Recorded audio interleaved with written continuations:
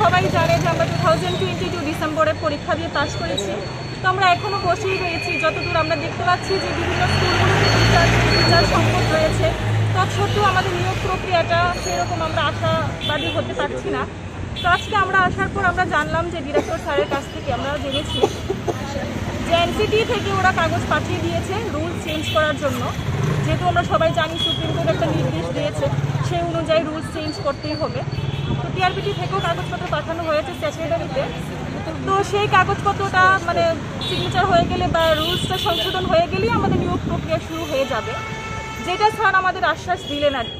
তো সেই নিয়ে আমরা আশাবাদী রয়েছি। আমরা আশা করছি যে আমাদের জবটা তাড়াতাড়ি হয়ে যাবে, আমাদের নিযুক্ত করার প্রক্রিয়া শুরু হয়ে যাবে তাড়াতাড়ি। সেই নিয়ে আমরা আজকে আশা আর কি সেই জন্য।